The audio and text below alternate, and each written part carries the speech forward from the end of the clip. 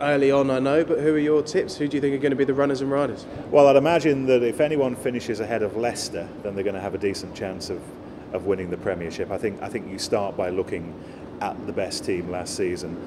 Saracens clearly come into that category, because if last year's final had been 3 minutes shorter, then they'd be the champions now. I think Bath are continuing to build nicely. Northampton will be strong. It's a question of whether Northampton can fight on two fronts. They did so well in the Heineken Cup last season. How much have they learnt from the big games that they lost last year that they can put into practice this time round? And I've got a sneaking suspicion for Wasps as well. They were a little bit under the radar last year. They had so many injuries, but with Tom Rees back, Simon Shaw back, if Phil Vickery can stay fit, they've got Flutie back.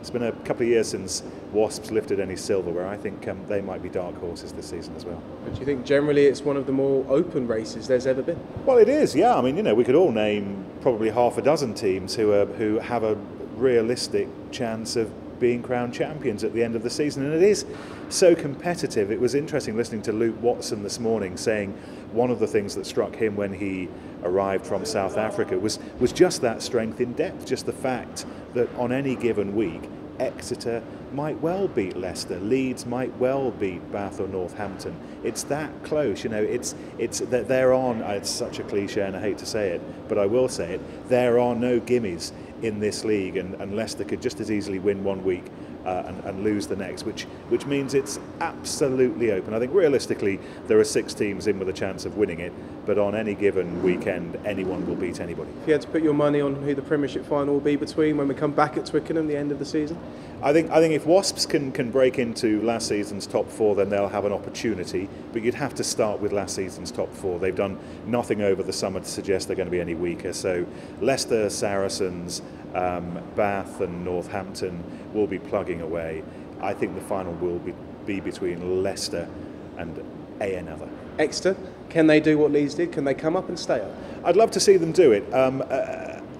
It's going to be very difficult for them, because that gap between Championship and Premiership is just vast, and they've got some experienced players who've been in the Premiership before. The key for me is, and it's a simple question, is are their players good enough? Are they good enough to compete on a regular basis and pick up probably the half a dozen wins that they're going to need? They're going to need 30 points at least to stay up. Worcester couldn't do that last season. They didn't score enough tries. Can Exeter score the tries that will get them half a dozen wins? If they can score tries and they can prove that they're competitive early on, then they've got a chance, but they don't need me to tell them that it's going to be one tough season for them. What do you think ESPN can bring to the table? What are you looking forward to from ESPN as well? Well, I just love the experience of going to Premiership rugby grounds, and we'll have a lot of people watching us, hopefully, who enjoy that experience on a week-to-week basis. But I'm keen to give an impression of what it's like being a fan following this fantastic Premiership, and if there are those watching who've never thought about going to watch a game of rugby before,